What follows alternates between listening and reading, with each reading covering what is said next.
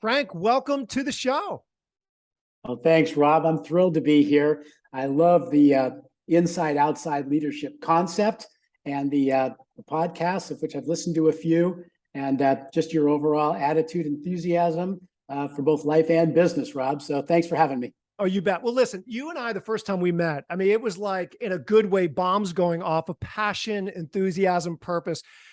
So much, we have so much in common, although two different journeys, two different upbringings, and a bunch of different things that have shaped us to become the people that we are today. No doubt about it. And that's where I wanted to pick up for you. I'm still getting a chance to get to know you. And so I thought for my selfish benefit, but not only mine, but the entire Inside Out leadership audience and people that are really chomping at the bit to grow an Inside Out leadership, I thought the appropriate place to start is, Frank, you have so many accolades, so many things that you've accomplished in your life. However, the things behind those things are really important, right? The challenges, the trials, the tribulations, the good, the times of blessing, they've really shaped you to become the person you are and the leader you are today. Having extraordinary influence with leaders all around the world. So would there be like a challenging moment in your life when you were younger that really, you may not have known it at the time you were going through it, but certainly coming out of it, you're like, this is something I can point to that's truly shaped me into the person I am today. What comes to mind? Well, I think a couple of things, Rob. First of all, I grew up in a loving family environment in the San Francisco Bay Area, middle-class environment, the whole thing. But for me, up until I was about 15 or so, a bit overweight and really just not confident at all, just not out there and approaching the world from a let's go type of perspective. And so at 15, one of my friends said, you're not doing anything this afternoon. Why don't you come out for the gymnastics team? It might help you. I'm like, gymnastics? I don't think so. But I went out, and it turns out I could naturally do a cartwheel or something like that. And I was naturally flexible. I don't know why. But as it turned out, that formed a career from that point forward in gymnastics. And the reason, of course, is because your mental, physical, emotional, and in performances, even spiritual, has to come out. That's why gymnastics is such a popular sport. You're watching somebody's spirit at work, empowered by their mind and their body and their emotions. And that's why it's so fascinating. And as with a lot of sports, of course, but that's one of these individual sports where there might be a team aspect for it in the Olympics and all that, but otherwise you're on your own, baby. That's it. And so that became a turning point. I worked really hard for 3 years, got a college scholarship to San Jose State University, and that was it. Learned that I would like to. I wanted to coach, and then I wanted to turn that into a vocation, and on down the road. But that was probably the biggest marker. Something just randomly telling me, just come out for this gymnastics thing, just walk out there and see. It's like, okay. And that turned into a lifelong profession, into consulting, et cetera, et cetera. So I would say that was probably the most significant thing because it gave me a sense of myself. Yeah. And then there was another event as well, but that's one and probably the primary building block. What would you, with gymnastics, it sounds like you had a natural knack for that, whether it's just how you're made, your attitude, just different things. But, gymnastics, even when we have a knack for something, even when there's an alignment, things are far from perfect, right? You're going to face challenges. Do you remember like some early gymnastics challenges? I mean, I don't know. For some athletes, it could be a major injury. It could be an emotional, like, you know what? I was down in the dumps and my confidence was not there and I had to really overcome. Anything come to mind there? Yes. As a matter of fact, not injuries. I've been very fortunate, relatively coordinated, relatively flexible. You learn strength as you go. But the biggest opportunity / obstacle, because that's what they are, right?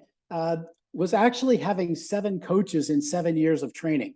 So the 3 years of high school and the 4 years of college, there were 7 different coaches. It just happened that head coaches rotated through at that level. And so that was absolutely wonderful, which led to one of the best core principles. Now, I will tell you, way back then, I'm 69 years old, so that was way back then. Oh, I got to jump in here, Frank. For those certainly listening, I kid you not, Frank, not only his attitude, how he looks, I mean, does not look even close to 69 years old. I know I'm not the only person that's ever told you that, Frank, but I want to let our listeners know that. I mean, it's fascinating to me. Well, I was able to do at 69. I was able to do a handstand at my high school 50th reunion 2 weeks ago in the old gym that I competed in. No So way. yeah, it was great. It was really fun. Anyway, these 7 coaches in 7 years, it was kind of a free for all because the gymnastics equipment was not like it was now. It was hardwood floors that you tumbled on, and the equipment was not spring loaded or protective at all. So the coaches were like, you know what, you tried that move, it looked like you overdid it a little bit, just undershoot it this time. So you undershoot it, land on your neck. Oh, no, it needs more force and energy. And that was the extent of the physics of gymnastics. So in the long run, what was really kind of cool about it was that it 7 coaches in 7 years, 7 different approaches, but massively inconsistent. And so what you had to do as an athlete was take that into yourself and go, I'm in charge of my own training. I'm going to mix and morph these things. And that led to one of the core principles, because from there, I went into coaching and then coaching coaches, coaching managers, coaching owners, and then coaching other consultants in this career path. But coaching athletes, I thought, I never want an athlete to feel that. I don't want them to feel that inconsistency. We want to have it be consistent. And not only that, but I would like to break down those progressions so that they feel like they taught themselves the skill. In other words, set a success pathway. Let them feel like they taught themselves the skill. That way, you're not the coach speaking on high, etc. And that, Rob, led to this concept of success pathways, which was the core principle for the rest of my life. And it allowed us to keep backing up, because when we started working with coaches, it was like the same thing. Oh, how can I design these courses and these pathways so they feel like they're teaching themselves? When we started working with program managers in the businesses, same thing, design courses. Same thing with working with owners and consulting. How can we design success pathways so people can feel like they are the ones that are there and we're just the cheerleader for that? Even working and training consultants now in the industry, it's exactly the same thing. And I love that, because that takes the pressure off of us. Our responsibility is to design the success pathway and then act as their cheerleader to the extent that they want that. This is unbelievable. And we're going to touch on some of your success formula, the aspects of it, because I think it's really going to help not only me, but everyone listening, without a doubt. But I've got to go back. I mean, I am blown away. 7 coaches in, what'd you say, 7 years? Yep. Like, it reminds me of one of my best friends. He grew up, his dad was in the military, and he moved like, I don't know, something like 10 times in 15 years or some ridiculous thing. And I would oftentimes ask him, Frank, I'm like, how did you unpack your bag, so to speak, when relationships at school and as you were growing up, which are very interesting developmental time periods of your life and seasons of your life. And so, not to get into his answer, but it reminded me when I hear people say, I moved this amount of times in this amount of years, all these different coaches. For you, there's a lot of great things that came out of it, which we'll discuss some in just a moment. But was there a particular person that helped anchor you in the midst of all those coaches? In other words, was there someone that came alongside of you, a mentor, a coach? Perhaps it was a parent, a family friend, whether or not they were directly related to gymnastics during that time of your life or not, but just someone that believed in you. Yeah, there was, one of the coaches was one of the high school coaches, and then he was also for half a year one of the college coaches. And he was a gymnastics judge, gymnastics junkie, pianist, math major, etc. And he wasn't that much older than us. He was 8 years older than we were. So he could relate to us. His name was Doug Hills. And he's actually a member of the Hall of Fame of the USA Gymnastics. Oh, wow. For men's judges and all of that. But he was very close to us. We remain close friends to this day. And as a matter of fact, we've turned that around now, where our consulting business has helped him with some relatively big business successes in the international business world of gymnastics. And so it's been a thrill to have that friendship ever since age 15, 16 to now, and be able to turn it around and help him as well, so that we are just friends. We see each other once or twice a year, and it's just an absolute delight. So yes, there was somebody outside your family that Mhm. also stepped into that breach and was super encouraging, realistic, but encouraging. Yeah, no, thank you for that. Because oftentimes we'll talk with an inside out leadership, so much of it is, self-awareness on your discovery journey and pathway. Of course, having more of that self-management, the whole EQ road, really, if you look at it, right? The self-awareness, social management, then it works, excuse me, self, and then it works out to social, within your sphere of influence, et cetera. But oftentimes in the midst of like you becoming more and more aware of who you are, um, there's important people along the way. There just is. And to acknowledge them and honor them.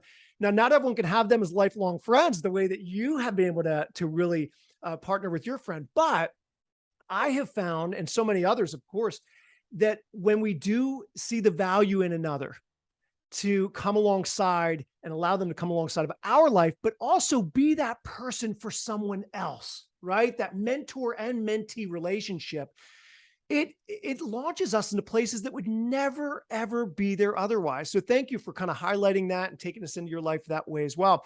Hey, I've got to, for those that don't know, Frank is an author of 2 books and multiple things, even not just books, right? But 2 in particular in building your business potential and designing your empowered life. So I want to make mention of that. But, as I look at like people, we have leaders listening that sometimes they feel empowered. Sometimes they don't as much. It does, depends on maybe the environment, the season, even COVID, and then coming out of COVID. Here you have given your life. You've devoted your life, Frank, to helping people and leaders all around the world with what's become known as like success formulas. Like, what advice would you give leaders, regardless of where they are, to feel empowered, to live life to the fullest? Because, like you'd mentioned, 69 years old, you have so much energy. Your best years are even ahead. And you've had some pretty good ones already, too, mind you. And because you live with a burning of passion and purpose in your life, you can certainly give that away to other people. And you do. So take that wherever you want it to go, whether it's, what do leaders need to know as it relates to success formulas in their own life and leadership and beyond. You know, um, I think we'll take that in 3 different directions, if you don't mind, Rob. One of it is your personal journey and the kind of success formulas that we discovered for just your personal journey success and transformation. And another one is your business success and transformation and where that leads to. And I can give you a couple examples. And we'll stop between each one of these. And then the other one is the interpersonal, because that's where the true joy is. You look at someone like Rob, and that's where his joy is. His joy is in establishing these interpersonal relationships and then taking them to another level that neither person would have predicted. And you got to love that. So I guess on the personal life journey, we discovered 8 areas that we try to work on and use as a double check for myself. And our teams of business people use it as well, just as an informal check on yourself. And what I mean by that is these 8 areas, I've discovered that the number 8, which is also an infinity loop on its side, if you turn 8 on its side, it's an infinity loop. We've discovered 8 areas that we kind of plot in an infinity loop. Within that infinity loop, there's your mental development, there's your emotional development, there's your physical development, there's your spiritual development, your creative development, your leadership for social change development, your personal financial development, and your career. You could rename those any way you want. Make your own loop, or whatever you want to do as a leader, because we all look at things a little bit differently with a little bit different models. That's totally fine. But those 8 areas as checkpoints, it's not like we're maxing out all 8 of those at the same time, because we don't. But if you think about it in a loop, then you're thinking, okay, I'm on this journey. That's what the infinity loop is. It's a journey. And how do we transform ourselves? Little by little in each one of those areas. We just keep working away at it, because if we are not feeling fulfilled or on a success pathway ourselves, I'm not sure what we can really lend to business or to other people and to our other relationships. Yeah. As I'm listening to you, Frank, inside out leaders, oftentimes we'll have conversation about this, but we can only give what we got. So at the end of the day, the more awareness we have in ourselves, we can give that away to other people. And you could take it, it's even times or seasons where you feel more peace, more at ease, and you start hanging out with other people. You could give away what you got. On the flip of that, though, isn't it interesting that when you're overly stressed out, when you're anxious, you can also give that away. So keeping ourselves not only in check, but really on the journey, being intentional about some things, being consistent. As you and I are kind of pushing the pause button on that first aspect, right? Self. Some could hear that checklist of 8 things, for instance, right? And be like, I'm a little overwhelmed. Like, where should I start? Is there a starting point, ideally speaking, or not? Is there just different entryway points into that loop as you described it? Like, how would you encourage someone that might be feeling overwhelmed? Like, I'm with you, Frank, in all 8 things, but where in the world do I start first? Well, it's nice to have a tool or an app that helps you do that you can see it visually. So we use the infinity loop, like I say, with all 8 of those things inside it. However, in practical purposes, I'll use the Trello boards, for example. When I open up the Trello board for myself personally, all those 8 areas are there. So here's the 1, 2, 3 priorities or things that I might want to explore in each one of those 8 areas. So you can kind of keep track of them. Oh, this would be nice. What things are in progress, what things were achieved. Not that you have to do that, but if you're that type of person that likes to make little lists and see where they are, it's great, because if you had 1 or 2 things or 3 things in all those 8 areas that you were working on, all of a sudden at a glance, you're going, oh, I see the journey I'm on. This is really cool. You know what? I only have to do a couple of these things. And maybe then you work them into your calendar, because that's where it becomes reality for most people. It's in their calendar. And a great hint for that is a thing called habit stacking. So for me personally, for example, the 3 things that I really like to do, and a 4th even in a day, I really like to do some reading, especially the kind of stoicism, philosophy, etc. I like to work a little bit of Spanish in, and I like to get guitar in as well, some guitar practice. I do those things in a row, in a block. So that is 20 minutes for this, 15 minutes for this, 30 or 45 minutes for this. All of a sudden, that's an hour and 20 minutes. But if it's blocked, that's stacking your habit, and it makes it really efficient. So you're like, that block is right there, and you don't leave it to the end of the day where the day has been it's just gone because of whatever emergencies and everything else comes up. We all know how that goes in business and personal. But you might take a look at doing something like that, the Trello boards, how it relates to your calendar, and then habit stacking things is really a good idea too. Thank you for that. No, one of the things I really value and appreciate about you, Frank, is not only the passion and the energy and the inspiration, but you're very practical. I mean, you're giving some real good practical insight that we can take with us. So thanks for that. So the second area then is more on the business side, right? So self into business. Yeah, tell us about that. Yeah, so thanks, Rob. So on the business side, and I love, by the way, what you said about you can only give what you got. That I haven't heard it expressed that way before, but that is fantastic. And you also made it clear that it could be good or it could be otherwise as well. Yeah. Okay, you got good energy, you give that away, you got dead energy. That's an issue. So on the business journey, and this is most of your people, I'm assuming, probably are one way or another involved with businesses. And what do you use to improve your business? Well, we learned through a business we had called the Wings Center out of Boise, Idaho. It was a full sports, arts, education, entertainment center for children. Did that for 40 years, from 1976 to 2016.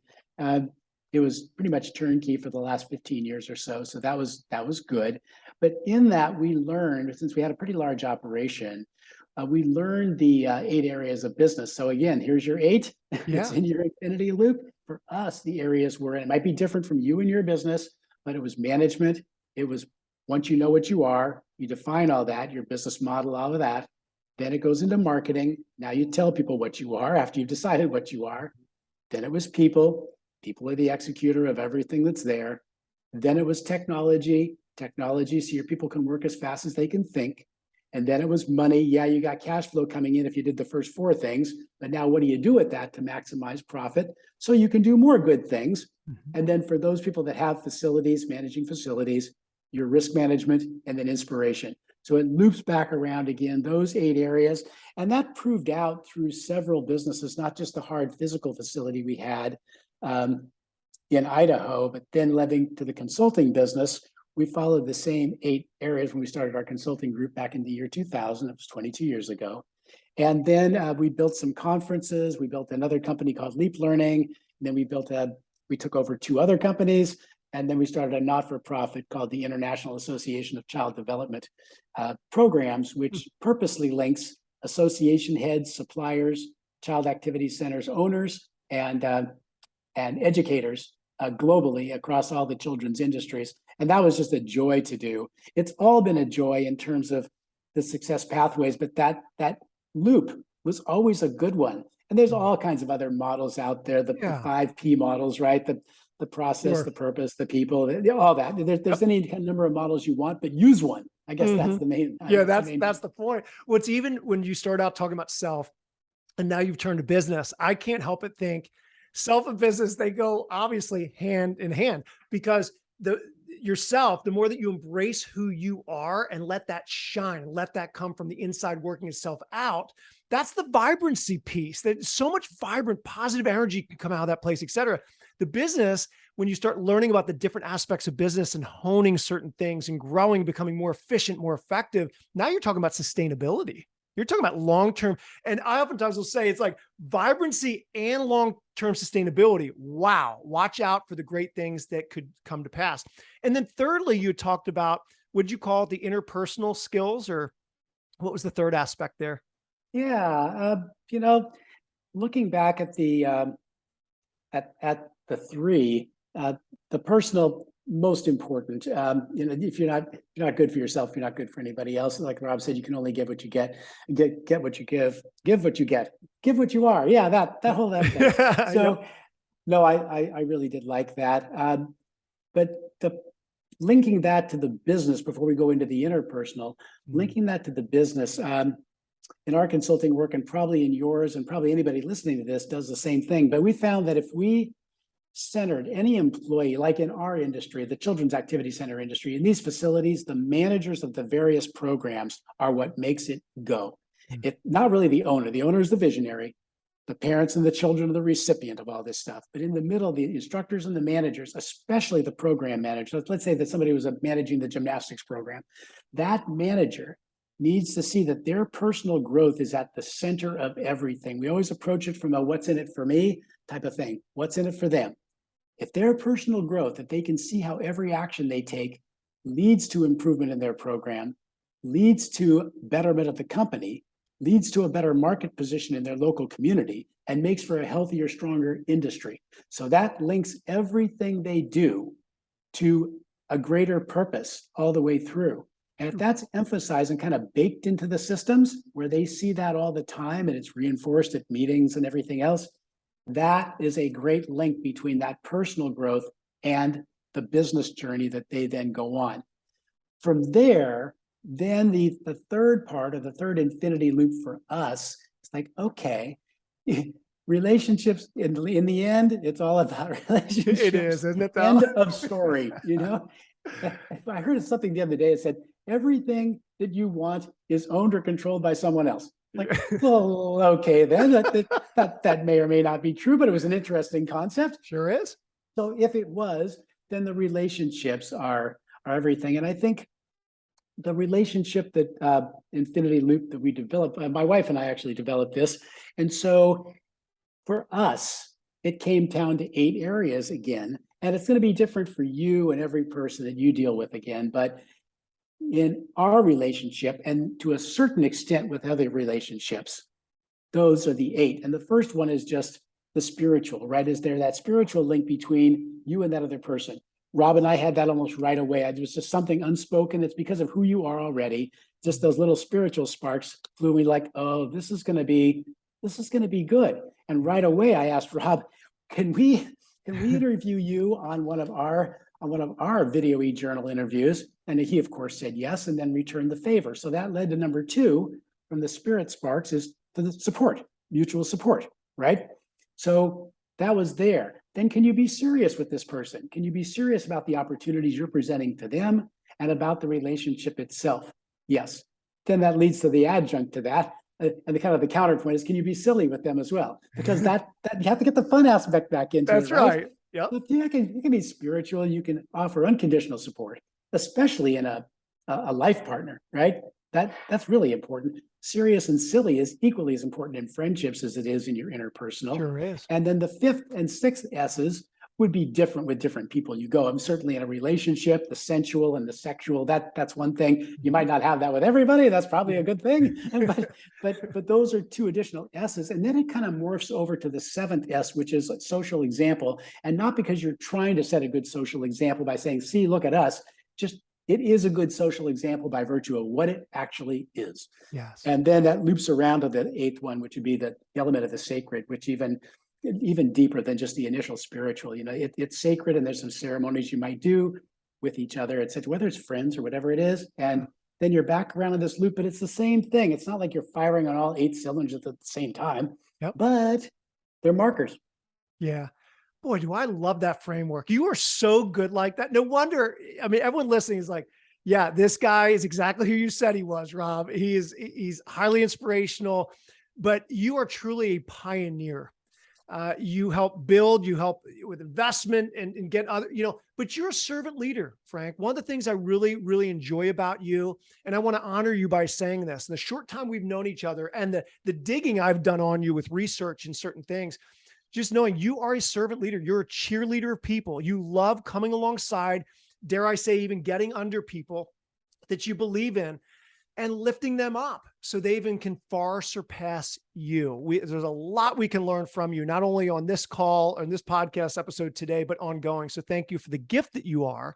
I thought an appropriate place to end in light, we could take the next 3 hours and you and I know just begin scratching the surface but I think what you left with us has tremendous value, and it gives us an opportunity now to go back and to listen again and again and to write down and to think through what these 3 areas mean for us as individuals, as team members, as leaders, as business people, et cetera. So thank you for that.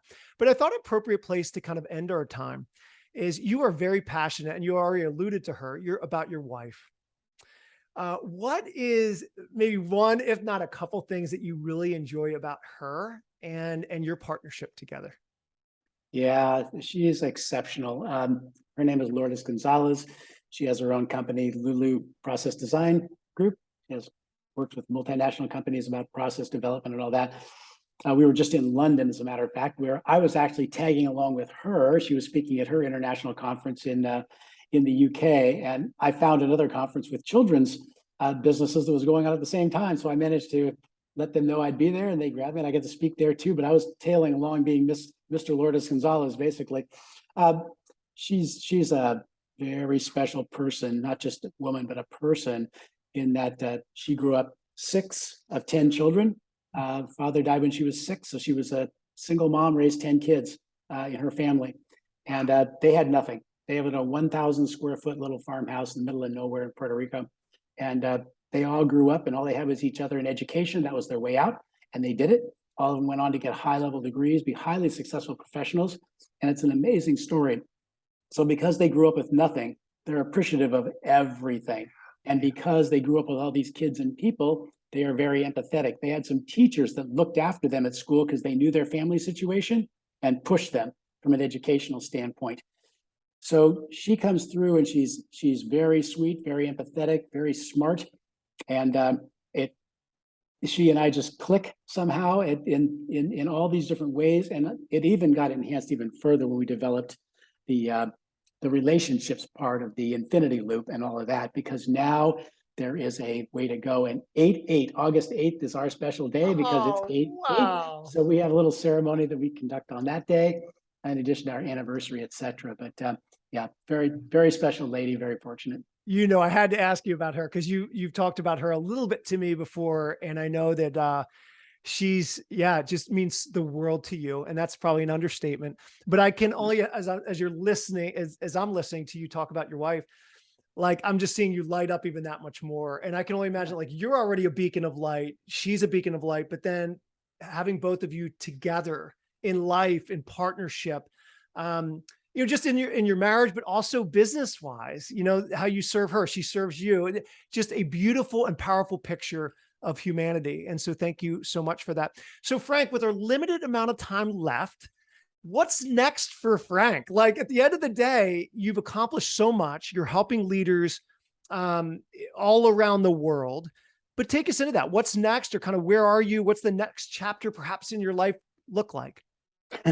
Well, it's interesting. We've just recently acquired a couple of other companies, and at age 69 and being in the industry for 50 years, 52 years, whatever it is, I've never been more excited about our industry, the children's activity center sphere, than I'm right this minute. The potential for it, the potential for the next wave of owner managers, et cetera, coming up, and influencers that come up.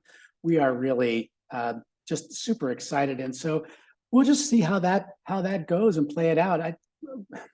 I dare say, I guess we don't have to work. And it's never been work, however. So it's Yeah. always been about growth. This was the growth mechanism that we used, was this particular industry and growing up. And certainly with the relationships have been phenomenal over the last 40, 50 years. We have great industry friends that we've known for that long, whole groups of people that are there. And I still believe that, even today, I believe that I'm only at the halfway point, but that's how I wake up every morning, is I'm only at the halfway point. So it doesn't matter if I was 20 or whether I'm 90, you're only at the halfway point, which means that everything you've learned up until this minute is what you get to apply in the next minute. Yes. And that's always been my philosophy, that if you work out of all proportion to your reward now, that you're going to get rewarded out of all proportion to your work later. Well, that's just a delayed gratification trick, right? But it Yeah. works. It's really good.